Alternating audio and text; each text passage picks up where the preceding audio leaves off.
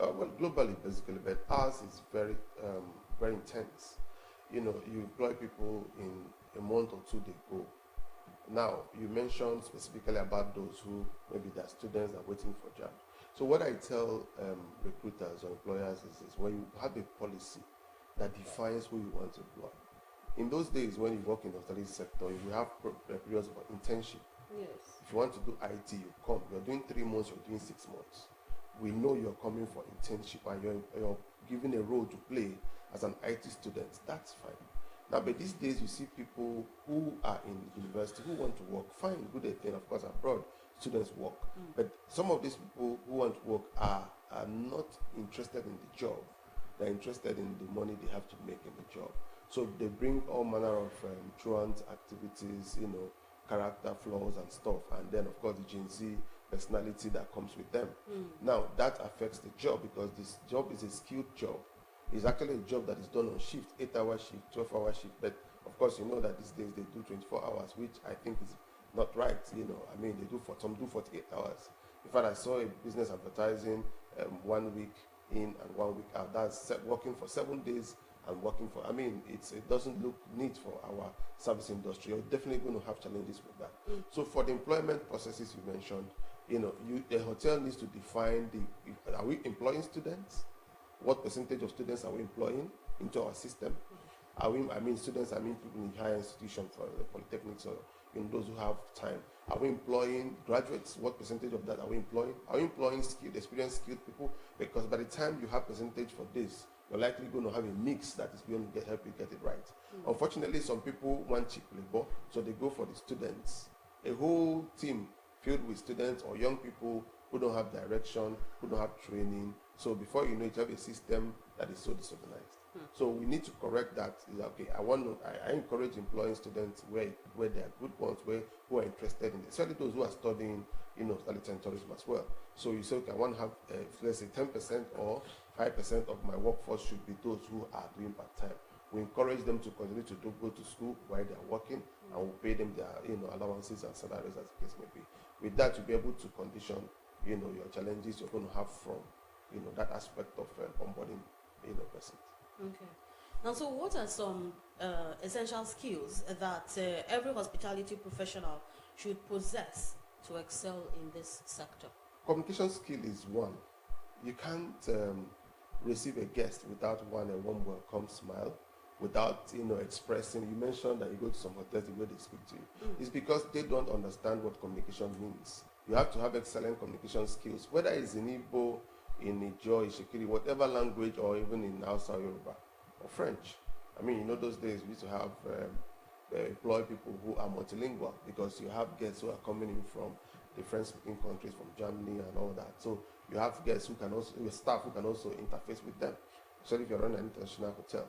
So, but these days you have locals, people from Africa, people from around Nigeria who come. So you must have excellent communication skills. You must have a warm personality because the moment the guest approaches the gate from security now to the reception, both the security, both the receptionists are employed to provide warm smile, to provide excellent services. So communication skill is good. Yeah. Time management skill is important. How can you talk about serving for 25 minutes just water?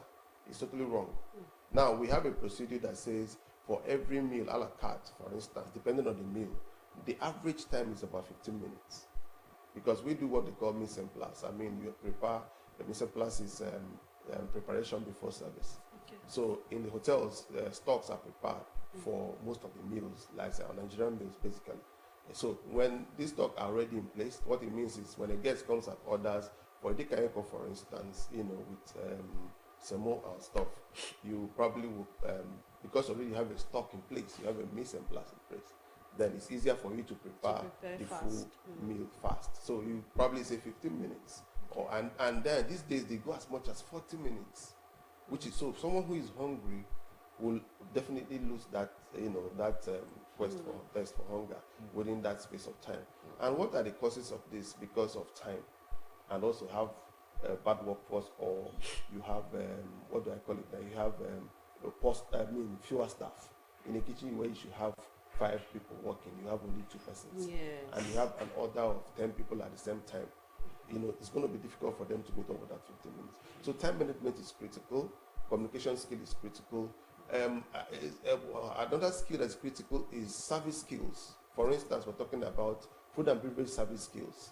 If you don't have those service skills on how to serve food excellently, on how to clear the table excellently, on how to be able to know the types of even tools or equipments that you need, you're not going to have a good. So you're also going to have cooking skills too. Good cooking skills quite needed in this. Leadership skills are very important. I mentioned leadership several times. Why the hotel is failing in most places is leadership. Leadership is not just the owner; includes the top management, includes the supervisors. Also, management skills. There are basic management skills that you need to have. How do you build your team? How do you coordinate your team? How do you network between, the food and beverage department, the housekeeping department, the front office, the rooms divisions department, or even the maintenance department, the IT department? These are different departments in the hospitality and tourism, in the hospitality sector. So, as a leader, you need to have a good understanding of the operations of each of these departments. And if you have that understanding of these operations, you'll be able to translate it to your team. And it is for the fact that you understand housekeeping, the fact that you understand food and beverage service, food and beverage operations, food and beverage production, helps you to be able to, support your team. That's what leadership is. And for instance, also for you to be able to understand the administrative challenges, their welfare issues. So if you are a leader, a manager, you understand this, you're able to put them together. Definitely, you're going to have a good team and you're going to have better results. So these are skills that are required to be able to do that effectively. Okay. With the avalanche of the hospitable industries that are springing up every day, quite a lot is expected, and to whom much is given, much is also expected. There's one area for me that needs to actually be looked into, because over the weekend I was somewhere, and Mila got into the first issue was that no light, no light, and immediately I told them that number one for me is a no. Okay.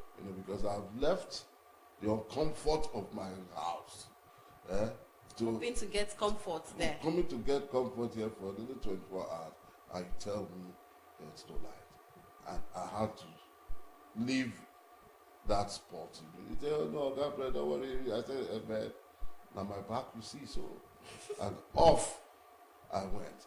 That area is one area that has been lacking. What do you think can be done to strengthen that aspect? Because for me, it's one customer that has been lost. You understand? So, how do you think we can manage that? Or the ration how they give Yes, you the what light. do you think can be done, to keep that place moving and tracking? The cost of running a business is very high in Nigeria. Sure. I mean, what they call the ease of doing business, I don't know if it's working actually, but the cost of energy is very high, because the hotel owner buys the land, he clears the land, he probably provides access to road to the land, he provides water for himself, and then he pays for the poles that brings the public power to his place. He buys a transformer for his place, A whole lot. and then he waits for the government or the agent, the power generating or distribution companies to give him power. So